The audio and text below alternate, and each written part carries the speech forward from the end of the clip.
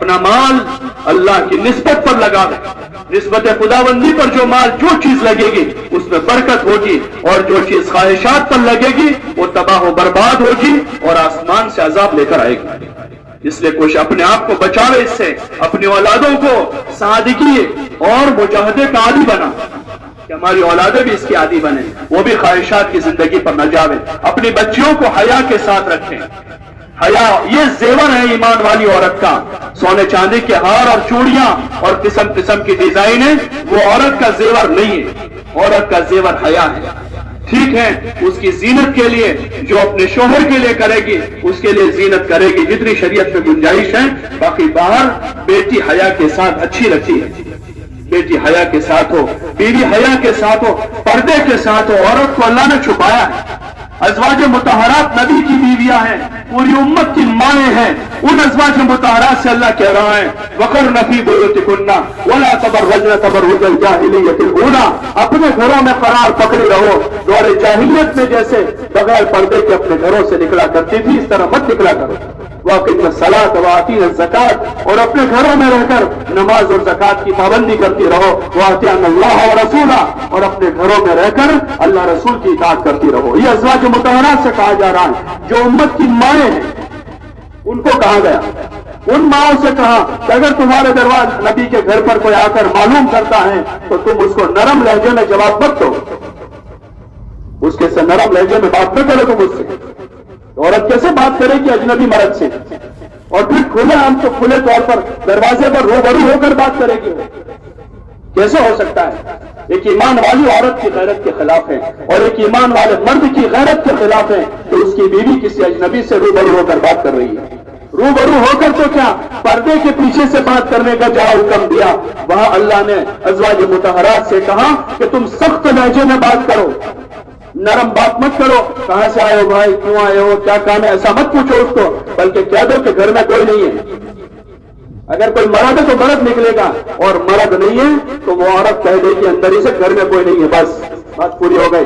اگلا سوال کرے گا تو جواب نہیں دے گی. کب آئیں گے، کیوں ہے، اگلا جواب نہیں دیں گے. وہ سخت لہجے میں منع کر دے گی. وہ کسی اجنبی کا ٹیلی فون نہیں اٹھائے گی.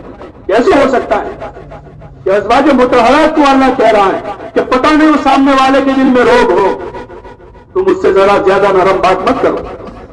اپنی بیٹیوں کو یہ سکھانا، یہ ان کا زیور ہے، یہ ان کا ایجوکیشن ہے، یہ ان کی تعلیم ہے. اگر حیا سیکھی ہوئی عورت ہے، تقوی والی عورت ہے، حیا دار عورت ہے، اللہ کے فرائض پر قائم ہے، یہ ہائی کوالیفائڈ لیڈی ہے، یہ ہائی کوالیفائڈ عورت ہے. اور اگر تقوی نہیں ہے اس کی زندگی میں، حیا نہیں ہے، تو اس سے بڑی جاہل کوئی نہیں ہے. چاہے وہ ڈاکٹر، انجینئر، وکیل یا سائنٹسٹ بن کر کسی کرسی پر بیٹھی ہو، اس سے جاہل عورت نہیں ہے، کیونکہ اس کو اپنے ذات کے دین کے بارے میں علم نہیں ہے، اس کو اپنی حیا کا پتہ نہیں، اس کو اپنی عزت کا پتہ نہیں. یہ جتنے دنیا بھر میں ریپ ہو رہے ہیں اور جتنی ساری فساد ہو رہا ہے وہ اس بنیادی فریضے کے چھوٹنے کی وجہ سے ہو رہا ہے. اللہ نے ہم کو عقل دی ہے، اس عقل کا استعمال کریں. اندھوں کے پیچھے اندھے نہ بنے، اندھوں کے پیچھے اندھے نہ بنے. سب بیناؤں کے بینا اور سب سے بڑے عقل والے اور علم والے امام الانبیاء والمرسلین حضرت محمد صلی اللہ علیہ وسلم کی بیٹی حضرت سیدہ فاطمہ رضی اللہ عنہا جو جنت کی عورتوں کی سردار ہے، جو حضرت حسن و حسین کی ماں ہے. اس بیٹی کو کبھی کسی غیر محرم نے زندگی پر نہیں دیکھا ہے، جو جنت کی عورتوں کی سردار ہے، کسی غیر محرم نے زندگی پر نہیں دیکھا. اپنے گھر میں رہی ہو، سب سے کامیاب خاتون ہے جو جنت کی عورتوں کی سردار ہے. اپنے گھر میں رہی، اپنے گھر کا سارا کام خود ہاتھ سے کرتی تھی. عورت کا تو یہی، اس کا تو ہوم سائنس اور ہوم ورک، گھر کا کام اور گھر کا سائنس اس کو پڑھانا ہے. یہ اس کا علم ہے، یہ اس کا ایجوکیشن ہے کہ ماں کے ساتھ کیسے رہنا، ساس کے ساتھ کیسے رہنا، شوہر کو کیسے ٹیکل کرنا، بچوں کی کیسی پرورش کرنا، اپنے پڑوسیوں کے ساتھ کیسے سیٹ کرنا، آنے والے مہمانوں کو کیسے مینج کرنا. یہ اس کا ایجوکیشن ہے. گھر کی اکانومی کو کیسے سنبھالنا ہے، گھر کی اکانومی کو کیسے سنبھالنا ہے کہ شوہر کا آمدنی کم ہے تو کم آمدنی میں گھر کیسے چلانا ہے. یہ اس کو سکھانا ہے. اس کو کیا ضرورت ہے لو پڑھنے کی، اور اس کو کیا ضرورت ہے سائنس پڑھنے کی، اس کو کیا ضرورت ہے میتھس پڑھنے کی.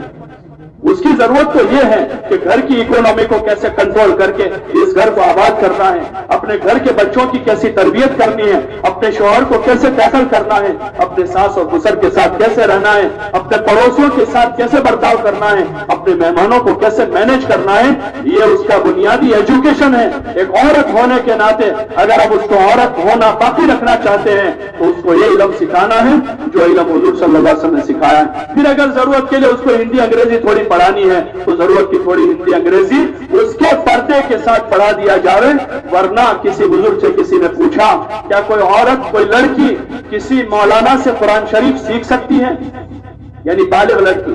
تو انہوں نے جواب دیا کہ پڑھانے والے حسن بصری ہو اور پڑھانے والی رابعہ بصریہ ہو اور پڑھی جانے والی کتاب قرآن ہو اور جس جگہ پڑھا جاتا ہو بیت اللہ ہو تب بھی جائز نہیں ہے کہ حرم میں بٹھا کر رابعہ بصریہ حسن بصری سے قرآن شریف سیکھے، یہ جائز نہیں ہے۔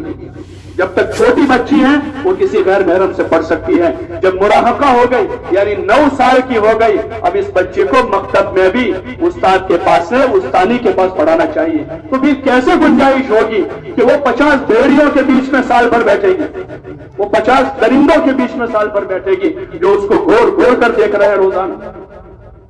وہ کالج میں ہے، وہ یونیورسٹی میں ہے، وہ ہاسٹل میں اکیلی رہ رہی ہے۔ ایک مسلمان کی کیا غیرت مر چکی ہے؟ اس بات کی غیرت مر چکی ہے۔ 50-100 کلومیٹر دور اس کی بیٹی تنہا وہاں راجکوٹ میں اور پتہ نہیں کہاں کہاں یہ تنہا بیٹی وہاں پر تعلیم MBBS کر رہی ہے اور BLMS کر رہی ہے۔ اس بات کی اس ماں کی غیرت کا جنازہ نکل چکا ہے، غیرت ختم ہو چکی اسلام کی۔ کہ گھر میں رہی بیٹی کو ماں باپ کو ٹینشن ہوتا ہے، کنواری بیٹی جو 24 گھنٹے ماں کے پاس ہوتی ہے پھر بھی باپ کے دل پر دماغ پر ایک ٹینشن سوار ہوتا ہے کہ گھر میں جوان بیٹی ہے۔ کسی جگہ رات گزارنے سے وہ پرہیز کرتا ہے گھر جا کر سوؤں کہ گھر میں جوان بیٹی ہے۔ کیا زمانہ آ گیا کہ اس باپ کو ذرا پرواہ نہیں ہے، 500 کلومیٹر دور اپنی بیٹی کو ہاسٹل میں چھوڑ کر آ رہا ہے۔ کیا ضرورت ہے اس تعلیم کی؟ کیا ضرورت ہے اس تعلیم کی؟ اس بے غیرتی کے ساتھ اپنا ایمان برباد کر کے اپنی حیا کا سودا کر کے کیا ضرورت ہے ایسے ایجوکیشن کی؟ اللہ کے لیے اپنی ذات پر رحم کریں، اپنی نسلوں پر رحم کریں۔ جس ترتیب پر جس سسٹم پر ہم جا رہے ہیں اہل یورپ اس پر تھوک چکے ہیں، وہ اس سے بیزار ہو چکے ہیں۔ ان کی لڑکی سب جگہ گھوم کر اب پردے میں آ رہی ہے، ان کی لڑکی اب ساری یونیورسٹی یا کالج گھوم کر وہ کہہ رہی ہے کہ ہمیں تو سکون محسوس ہو رہا ہے پردے میں۔ اسلام ایک ایسا مذہب ہے جس میں حیا ہے اور جس میں سکون ہے۔